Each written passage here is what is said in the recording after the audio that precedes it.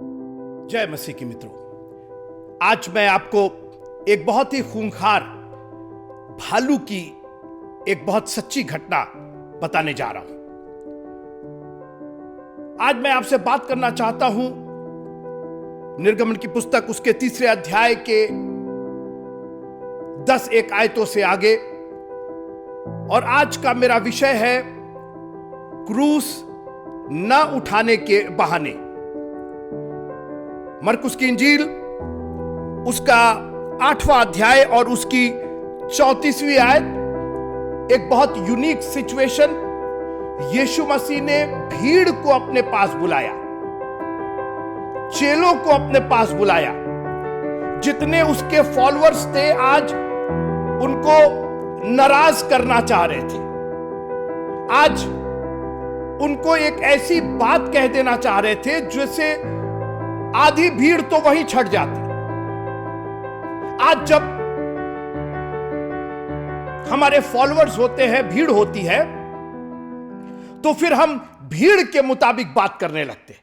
कहीं भीड़ बहक ना जाए, छट ना जाए। इतने मेरे फॉलोअर्स हैं, कहीं इनको बुरा ना लग जाए। यीशु मसीह ने एक बहुत बुरा लगने वाली बात कही मेरे और आपके लिए, एक इंसान के रूप में। सुनिएगा आप। भीड़ को मैं मरकुस की इंजील उसका 8वां अध्याय और उसकी 34वीं आयत पढ़ रहा हूं। Mark chapter 8 and verse number 34। उसने भीड़ को अपने चेलों समेत पास बुलाकर कितनी गंभीरता से इस बात को ले रहे हैं जो वो आगे कहने जा रहे थे। आप मेरे साथ रहिए। उसने कहा, जो कोई मेरे पीछे आना चाहे, कोई प्रॉब्लम नहीं होगी। मैं 2 मछली 5 रोटी से तुमको जब चाहे तब खिला दूंगा। मैं तुमको हरी हरी चराइयां और सुखदाई जल के झरने और तुम्हारे दुश्मनों के सामने मेज, यही सब तो हमने सुना है ना। लेकिन यहां यीशु मसीह इन सबके पलट विपरीत एक बात कह रहे हैं कि जो कोई मेरे पीछे आना चाहे वो अपने आपे से इनकार करे। ले भैया, हम अपने ही आप से इनकार करते कि हम जो हैं वो है ही नहीं। आज तो हम अपने आपे को बनाने के लिए दुनिया का इनकार किए हुए हैं, प्रभु तक का इनकार कर किए हुए हैं कि हम बने रहे, हमारा नाम हमारा काम बना रहे, हमारी प्रशंसा होती रहे।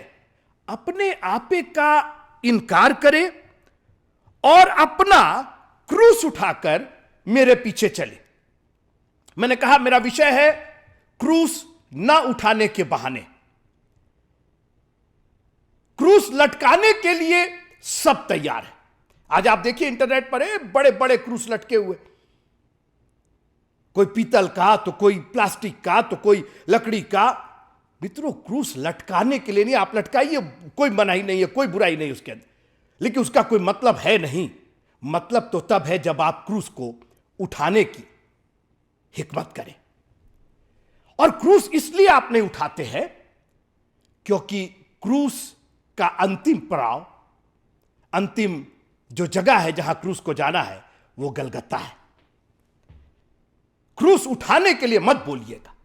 क्रूस पहन लेंगे, क्रूस सजा लेंगे, कपड़ों पर सिलवा लेंगे, डिजाइन बनवा लेंगे, जैसे चाहे कैलेंडर में लगवा लेंगे, जैसे चाहे वैसे आप क्रूस की बात कर दीजिए। उठाने की बात मत कीजिए। मेरे पास 1 नहीं, 2 नहीं, 3 नहीं, 4 नहीं, 5 बहाने हैं। मैं मूसा की बात कर रहा हूं और वही मूसा का कैरेक्टर, वही बहाने, क्रूस ना उठाने के बहाने आज हमारे पास है। आइए निर्गमन की पुस्तक और उसका 3 अध्याय 10वीं आयत से आगे चलते हैं। Exodus chapter 3 and verse number 10 onward. देखिए, कई बार परिस्थितियां हमारे जीवन को इतना प्रभावित कर देती, हमारी दिनचर्या को, हमारी सोच को, हमारी फिलॉसफीज को, हमारे ज्ञान, हमारी शिक्षा, हमारे हाव भाव। मैं एक एक चीज कवर कर रहा हूं मित्रों। कई बार ये चीजें हम पर इतना प्रभाव डालती हैं कि फिर क्रूस उठाने के बहाने ही हमें समझ में आते हैं। कई बार मजबूरीवश और कई बार परिस्थितियां हमें मजबूर कर देती। लेकिन आज मैं आपको एक बहुत चैलेंजिंग मैसेज देना चाहता हूं। जब परमेश्वर ने मूसा से बातें की तो कहा कि तुमको अपना क्रूस उठा करके चलना है। एक बहुत बड़ा क्रूस उसके सामने, जानते क्या था? परमेश्वर उसको वापस उस जगह पर भेज रहा था, मिस्र में भेज रहा था। मिद्यान में उसको कोई प्रॉब्लम नहीं थी, मेरी बात सुनिए। और बहुत से अन्य देश और अन्य शहर होंगे आसपास, कहीं और भेजता परमेश्वर, मूसा को जाने में कोई दिक्कत नहीं। मूसा तो 40 साल से यहां रह ही रहा था, यहां मूसा ने कोई कंप्लेंट नहीं की। बात तो जब आई जब परमेश्वर ने कहा, मैं तुझे मिस्र में भेजता हूं, जहां से मैं अपने लोगों को निकाल। सर, मिस्र मत भेजिए। कहे मिस्र नहीं भेजे? क्योंकि वो मेरा क्रूस है, हम नहीं उठा पाएंगे उसको, हम अपने आपे का इनकार नहीं कर पाएंगे। 40 साल की परिस्थितियों ने उसको एक ऐसे दायरे में बंद कर दिया था कि अब वो मिद्यान को छोड़ करके वापस मिस्र नहीं जाना चाहता था। और मैं नहीं जानता हूं कि आज किन परिस्थितियों ने आपको अपना गुलाम बना कर रखा है। परमेश्वर यहां से एक स्वतंत्रता की योजना बना रहा था, गुलामी से छुड़ाना चाहता था, ना सिर्फ मूसा को लेकिन उन हजारों लाखों इस्राएलियों को जिनके लिए उसने वादा किया था। मित्रों, कहीं आपकी वजह से, आपके क्रूस ना उठाने की वजह से आज हजारों लाखों लोग आज भी गुलामी में पड़े हुए। मूसा, देखिए आज बड़ी अजीब बात है कि परमेश्वर मूसा को सिर्फ, हम लोग हमेशा बोलते हैं वो लीडर बाद में बना रहा था, पहले उसको क्रूस उठाना सिखा रहा था। और आज लीडरशिप की इतनी कॉन्फ्रेंसेस, इतने सेमिनार, इतने वर्कशॉप होते हैं, कभी आपने क्रूस उठाने का वर्कशॉप सुना है? आज आपको बताया जाएगा यह सेमिनार, 3 दिन की सेमिनार, 3 दिन की कॉन्फ्रेंस क्रूस उठाने की। अरे ये क्या बोल रहे हैं? 2 लोग भी आपके यहां नहीं आएंगे। क्रूस उठाने की बात मत कीजिए। हां, क्रूस हम बेच रहे हैं, वो खरीद लीजिए। पीतल की भी है, सोने की भी है, हीरे की भी है, लकड़ी की भी है, सारी तरह की क्रूस खरीद लेंगे। जैसे जितने कैलेंडर है क्रूस पर, जितने पोस्टर है क्रूस पर, सब दे दीजिए, सब ले लेंगे। क्रूस उठाने की बात मत कीजिएगा। और मूसा अभी तक अच्छे से बात कर रहा था, मुड़ करके आया, झाड़ी के पास आया, उसने परमेश्वर की ओर देखने से भय खा गया। उसने जवाब दिया, मैं यहां हूं, मैं मूसा हूं, कहिए क्या करना है, जूती उतार दे, वो भी उतार देंगे। क्रूस उठाने की बात मत कीजिएगा, मिस्र भेजने की बात मत कीजिएगा। 1 नहीं, 2 नहीं, 3 नहीं, 4 नहीं, 5 बहाने मूसा के। आज मैं सिर्फ 2 बहानों पर आपसे बात करना चाहूंगा। और मैं ये मूसा के बहाने की बात नहीं कर रहा हूं, ये मैं अपनी और आपके बहाने की बात कर रहा हूं। जब क्रूस उठाने की बात आती है तो हमारे पास बहाने ही बहाने होते हैं। लेकिन जैसा मैंने कहा कि कई बार परिस्थितियों की वजह से हमारा दायरा इतना सीमित हो जाता है कि फिर हम वो स्वतंत्रता का जो स्वाद है मित्रों, स्वतंत्रता का जो मजा है, जो लज्जत है आजादी की, वो हमें मालूम नहीं होती। और अब मैं उस कहानी पर आना चाहता हूं। एक सच्ची घटना, अमेरिका के उत्तरी जंगलों में एक ग्रिजली बेयर, इनका एक बेयर होता है, ग्रिजली बेयर अमेरिकन, और बहुत खतरनाक। और ये बेर, ये भालू तो कुछ ज्यादा ही खतरनाक था, ज्यादा ही जंगली था, आतंक मचा कर रखा था। कई राज्यों में उसने आतंक मचा रखा था। चुपके से आता था, लोगों पर आक्रमण कर देता था, नरभक्षी हो गया था, हाहाकार हो गया सरकार के खिलाफ, प्रशासन के खिलाफ, पुलिस के खिलाफ, वन विभाग वालों के खिलाफ। लोगों ने आवाजें उठानी शुरू कर दी। पेपर में रोज निकलने लगा, कब निजात मिलेगी, कब छुटकारा मिलेगा, कब यह भालू पकड़ा जाएगा। बहुत हिकमत किया वन विभाग वालों ने, पुलिस के साथ, प्रशासन के साथ मिलकर के। भालू बहुत चतुर था, खतरनाक और चतुर दोनों था। तो सोचिए, जब एक तो खतरनाक नरभक्षी और ऊपर से चतुर, वो और उसके अंदर खतरनाक हो गया था। लेकिन अधिकारियों को एक दिन एक उपाय समझ में आया। उन्होंने कहा एक बड़ा मजबूत पिंजरा बनाया जाए और उस पिंजरे में कुछ मांस और मछली के टुकड़े रखे जाए ताकि वो भालू उसके लालच में उस पिंजरे में आ जाए और वो पिंजरा उसके अंदर उसको बंद कर दिया जाए। और हुआ यही। उन्होंने 16 फीट बाई 16 फीट का एक पिंजरा बनाया, बहुत मजबूत, मोटे मोटे रॉड्स का, पूरे लोहे की चादरों का एक बहुत मजबूत, एक भारी पिंजरा बनाया। जिस इलाके में भालू देखा गया था वहां पर उस पिंजरे को रख दिया गया। उस पिंजरे के अंदर मांस और मछली के टुकड़े रख दिए गए और सब वहां से दूर चले गए। रात घिरी, भालू को भूख लगी थी, वो तो खोज ही रहा था अपना शिकार, और उसको महक आ गई उन मांस और मछली की। और भालू कहीं से दौड़ता कूदता आया और उस पिंजरे के अंदर उस मांस मछली के लालच में अंदर घुस गया। और वो पिंजरा कुछ इस तरीके से ऑटोमेटिक बनाया गया था कि जैसे ही वो अंदर घुसा दरवाजा बंद हो गया और भालू उस 16 बाई 16 के पिंजरे में कैद हो गया। सुबह वन विभाग वाले, प्रशासन वाले आए, बहुत खुश, भालू पकड़ लिया गया है। भालू को एक ट्रक पर, उसके पिंजरे को एक ट्रक पर, भालू बहुत गुस्से में था, तोड़ दे, मार दे, काट दे। लेकिन थोड़ी देर के बाद भालू थक जाता और अपना भोजन करने लगता।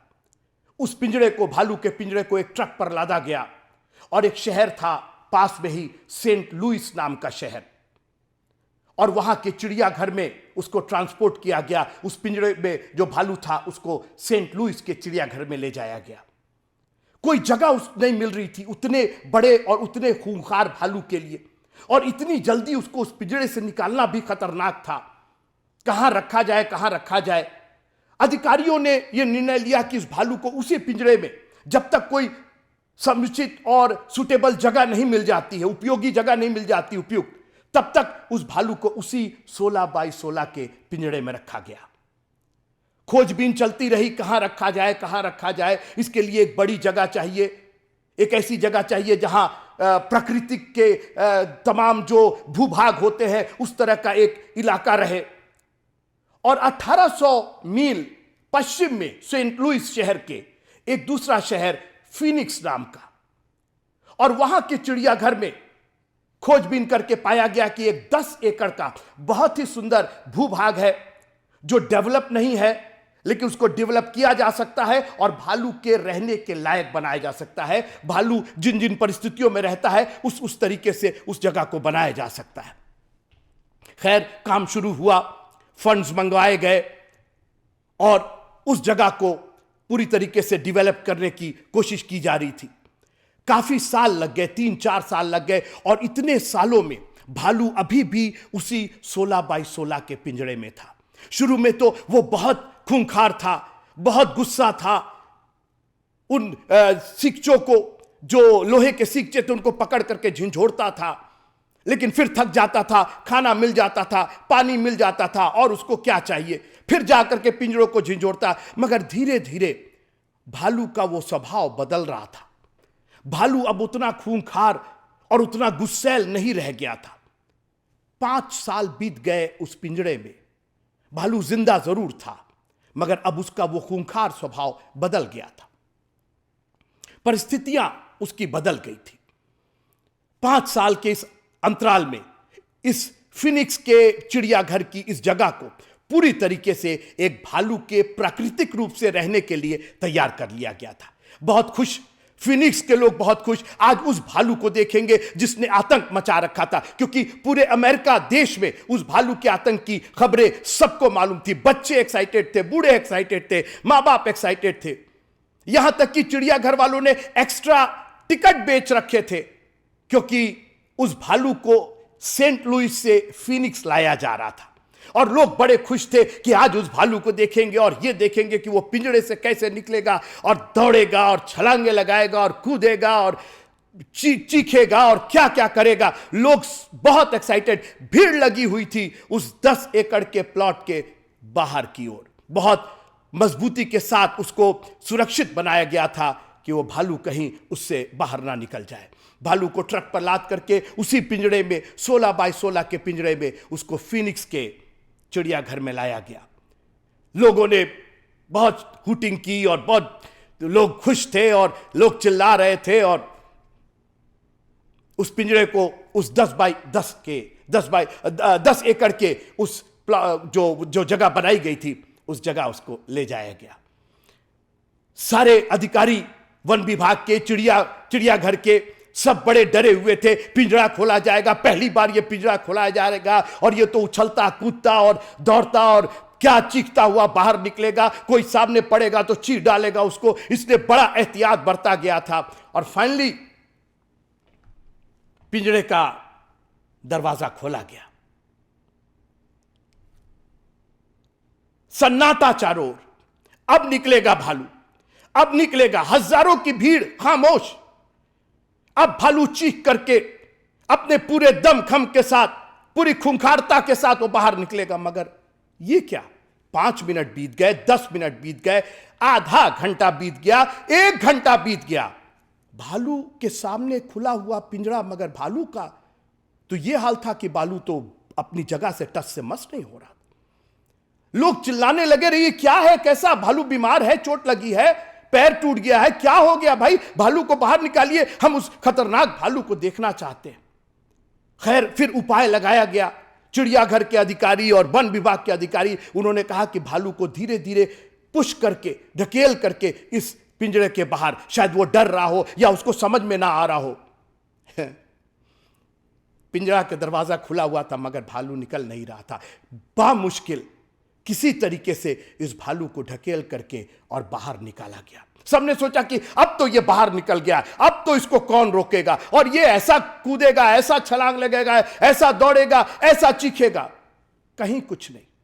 पिंजरे को हटा लिया गया और उस भालू ने चारों ओर देखा।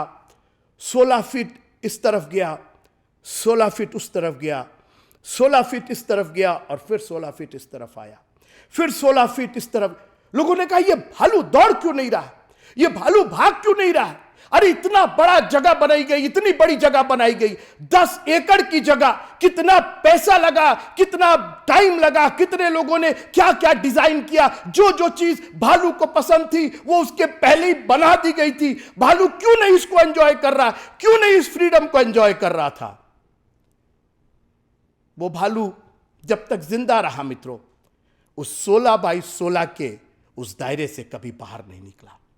उसी में वो खाता था, स्वतंत्र था मित्रों। एक भी लोहे के सिक्चे उसके चारों ओर नहीं थे, मगर वो भालू उसी 16 बाई 16 के उस दायरे में उसने अपना दम तोड़ दिया। जो कोई मेरे पीछे आना चाहे, अरे आप क्या बोल रहे हैं, भीड़ है, भीड़, अभी आधे से ज्यादा लोग बिदक जाएंगे, चले जाएंगे, जाने दो। आज इनको समझा देना, मुझको इस तरह की भीड़ नहीं चाहिए, मुझको ऐसे भेड़े चाहिए, मुझको ऐसे लोग चाहिए, मुझको ऐसे लीडर्स चाहिए जो अपना क्रूस उठा करके, क्रूस लटका करके ना चले। आज लीडर्स ने क्रूस लटका करके हमको बहका दिया है।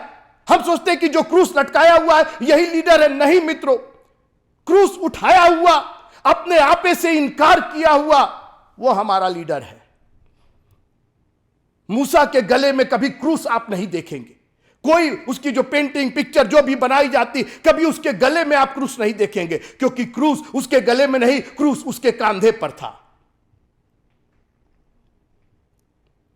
क्रूस ना उठाने के बहाने उन परिस्थितियों ने उस भालू को ऐसा मोल्ड कर दिया था।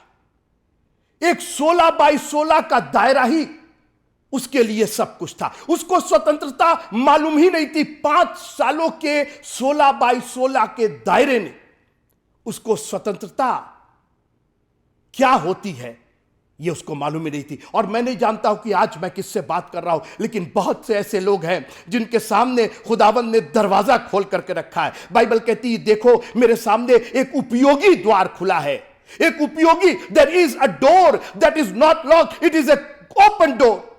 यीशु मसीह ने कहा, द्वार मैं हूं, जो कोई मुझ में से प्रवेश करेगा, that means that door is an open door. स्वतंत्रता दी। इसके पहले कि आदम और हवा को बनाया, उसने बागे अदन की वो खूबसूरत जगह बनाई कि मेरे बच्चे इसमें उछलेंगे, कूदेंगे, एंजॉय करेंगे, स्वतंत्र रहेंगे। लेकिन क्या हो गया हमको? हमने उस परिस्थिति की वजह से अपने आप को कैद कर लिया, बिना सीखचों के, बिना लोहे के सीखचों के। और मित्रों, जब परिस्थितियां हमारे ऊपर हावी हो जाती हैं तो खुदावंद का कोई कलाम भी हमारे ऊपर काम नहीं करता है। इन छाछट किताबों में लिखे कोई शब्द हमारे लिए कोई माने नहीं रखते। इसके पहले खुदावंद ने समझा रखा था, बता रखा था, अपने बारे में बताया, मैं तेरे पिता का, इब्राहिम, इसहाक और याकूब का परमेश्वर हूं। अपने बारे में सब कुछ बता दिया और कहा अब मैं तुझे ले चलता हूं। नहीं, मिस्र नहीं जाएंगे। बहाना नंबर 1, मैं आज 2 ही बहाने की बात करता हूं, आपसे विदा लूंगा।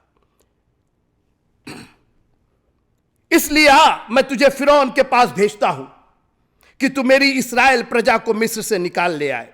तब मूसा ने परमेश्वर से कहा, मैं कौन हूं? मैं कौन हूं?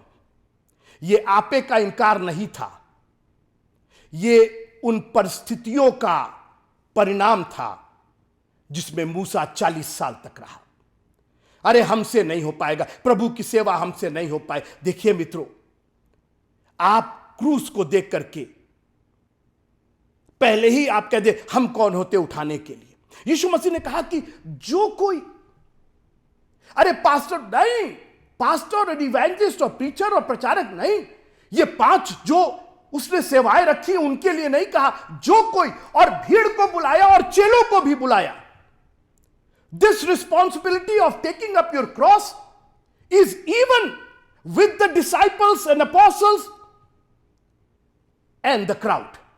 मैं नहीं जानता हूं कि आप अपोस्टल है कि प्रीचर है कि टीचर है कि क्राउड है, इट डजंट मैटर, जो कोई मेरे पीछे आना चाहे।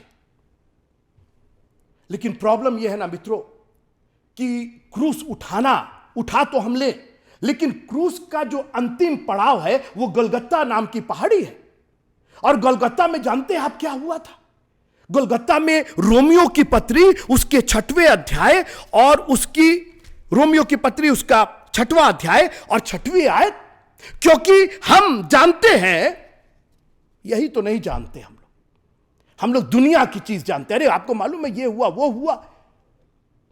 हम जानते हैं कि हमारा पुराना मनुष्यत्व उसके साथ क्रूस पर चढ़ाया गया। मित्रों, किसी ने उठा करके आपको क्रूस पर नहीं चढ़ा दिया, आप अपना क्रूस उठाया और उसको गलगत्ता नाम पहाड़ी तक लेकर के गए। आज इसीलिए हम बहाने बनाते, मैं कौन हूं।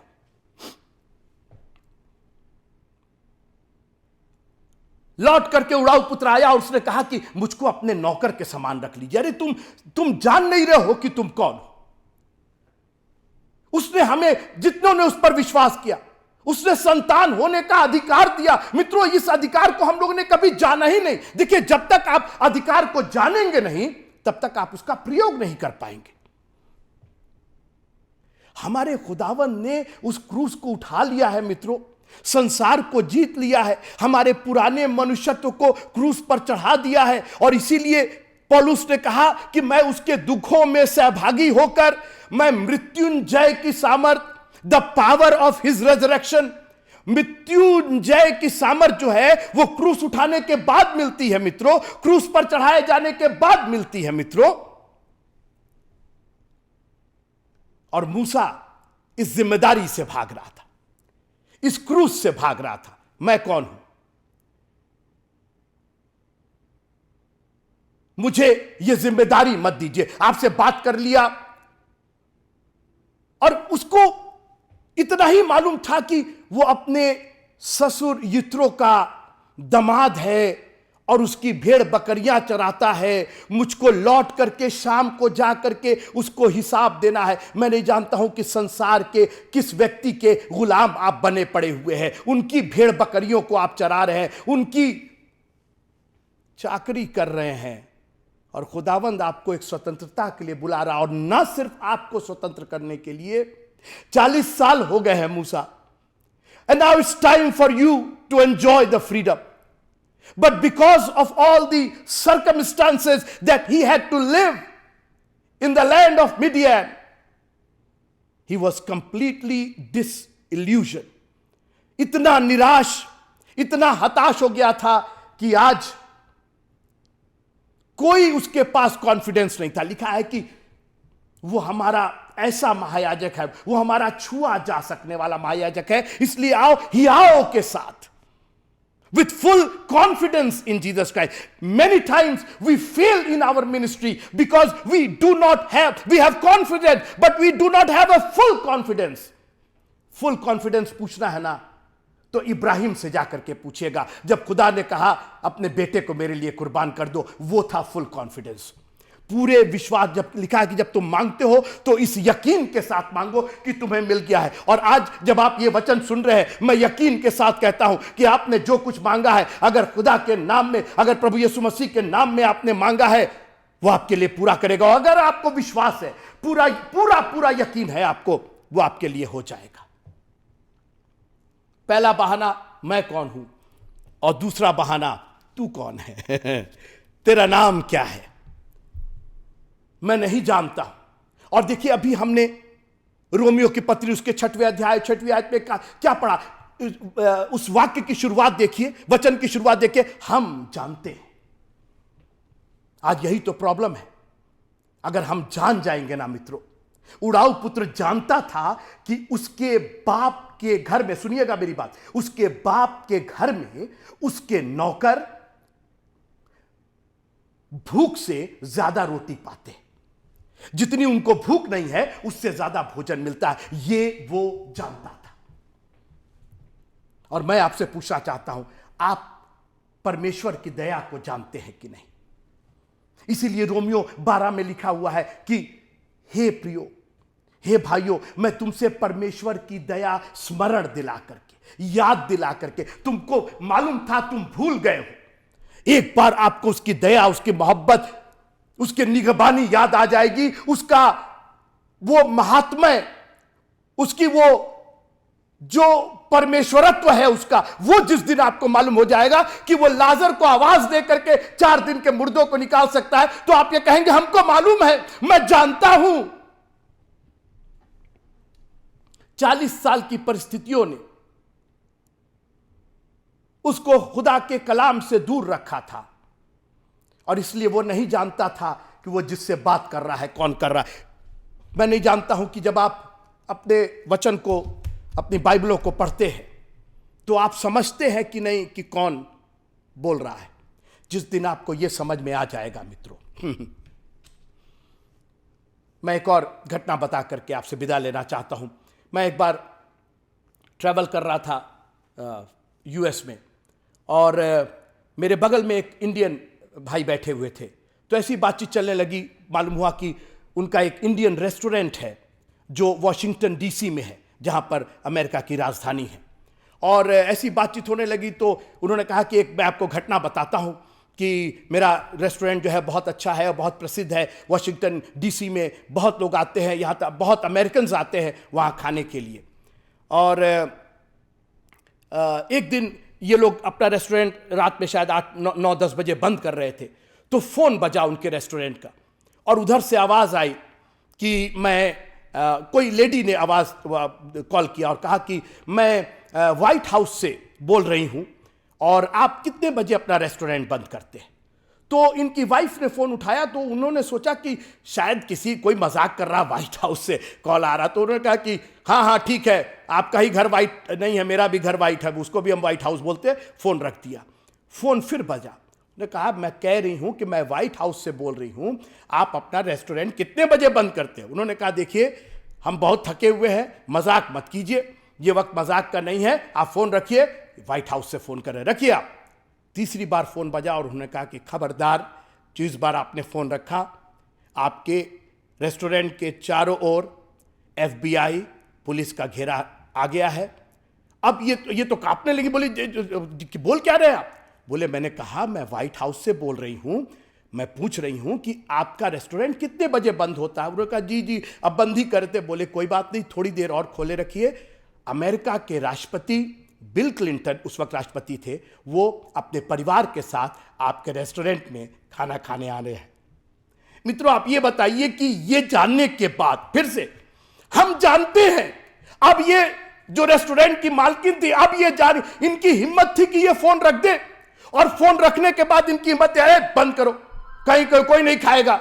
इनकी हिम्मत थी। हम मित्रों जिस दिन आप जान जाएंगे, पौलुस ने इसीलिए बड़े फक्र के साथ बड़ी निडरता के साथ लिखा, हम जानते हैं कि हमारा पुराना मनुष्यत्व क्रूस पर चढ़ाया जा चुका है।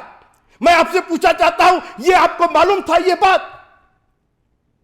और नहीं मालूम थी तो आज मालूम कर लीजिए, क्योंकि खुदावंद ने आपके सामने एक बहुत ही उपयोगी और खुला द्वार रखा है। आपको इस्तेमाल करना चाहता है। आपको लीडर नहीं, आपको क्रूस उठाना चाहता है। जिस दिन आप क्रूस उठाना जान जाएंगे, उस दिन आप क्रूस पर चढ़ना भी जान जाएंगे, और फिर उसके बाद पुनरुत्थान की सामर्थ भी आपकी होगी।